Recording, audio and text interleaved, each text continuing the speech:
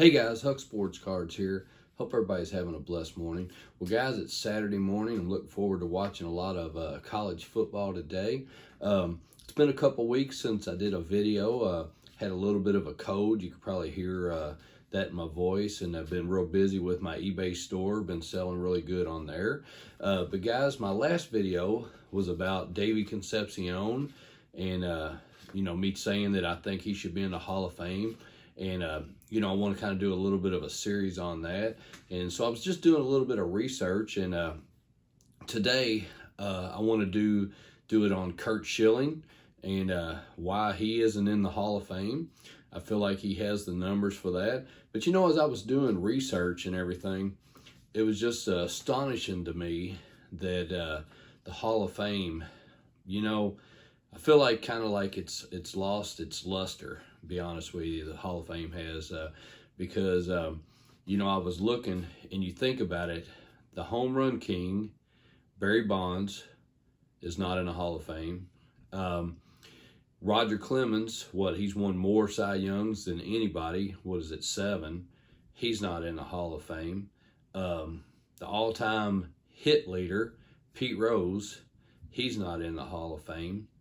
And, there's just a list, like I was looking at the WAR numbers, and the top 100 WAR numbers, 6 of those guys, well, there's some that's still playing that's up in the top 100 or getting ready to be elected, like Albert Pujols is in the top 100. But these guys were eligible to be in the Hall of Fame and have never gotten in.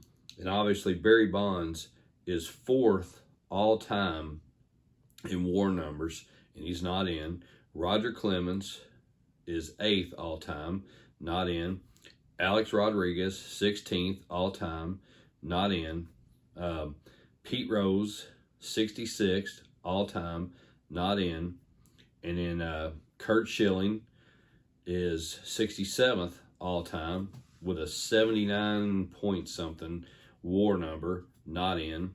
And Rafael Palmeiro he comes in at 93rd all-time on WAR numbers. So I know that 4 of those guys are steroid users, and then Pete Rose was the gambling, but what did Curt Schilling do not to be elected into the Hall of Fame? He's 67th all-time in WAR numbers. And, the only reason why he's not in the Hall of Fame is because of his political beliefs.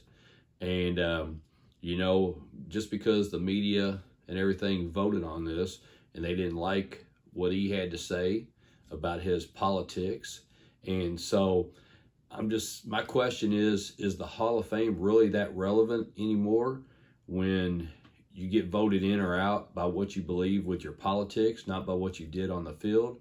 And, I'm going to prove today that Curt Schilling should be in the Hall of Fame. And I want to show some stats of some other people that are in the Hall of Fame that, that his stats are way better than. Like I said, this Curt Schilling is 67th all-time in WAR numbers, and he's not in the Hall of Fame. And so I want to do a little comparison with him and John Smoltz today. All right, so John Smoltz had a WAR number of 69. So I want to show you some comparisons between those two. All right, guys. Well, I just want to compare John Smoltz's numbers to Curt Schilling's numbers. John Smoltz is a Hall of Famer, and I'm not disputing that. I think that John Smoltz is a Hall of Famer, and so that's why I'm using John Smoltz's numbers against Curt Schilling's to show you how I believe that Curt Schilling should be in the Hall of Fame, and the only reason why he's not is because of political reasons. So, because politically of stuff that he said, really. So, if you look here, Curt Schilling WAR numbers is 79.5. He has 216 wins against 146 losses with an ERA of 3.46. Now, if you compare that with John Smoltz WAR number is 69.0 with 213 wins and 155 losses with an ERA of 3.33. So if you just compare those numbers, you know, Smoltz has a little bit better, Curt Schilling has a little bit better numbers than Smoltz does.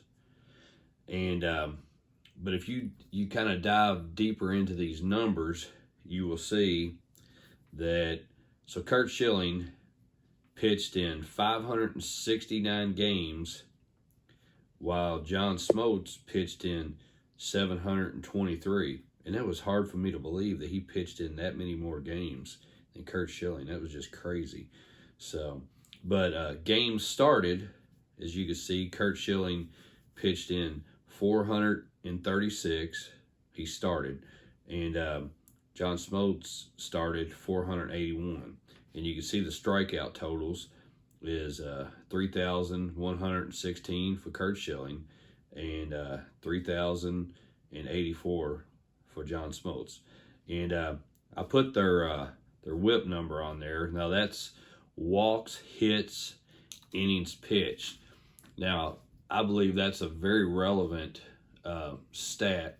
I used to use that with my daughter and them with their softball, because, you know, if you take into account how many people they walked and how many hits they had in an inning, I felt like that was a really good stat to use, barometer to use and everything. So as you can see, they're very, very close, with Curt Schilling being 1.13 and Smoltz being 1.17. So, you know, I mean, that's really close. But here, as you can see, the Cy Young Awards, Curt Schilling finished 4th one year, but he finished 2nd 3 times. Where the one thing John Smoltz does have on him is John Smoltz won a Cy Young Award, and then he came in 3rd one year and came in 4th.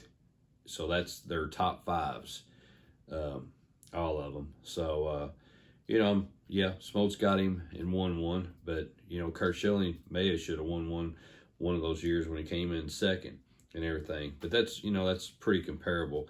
So, you know, so who's the best pitcher here? Is it Curt Schilling or John Smoltz?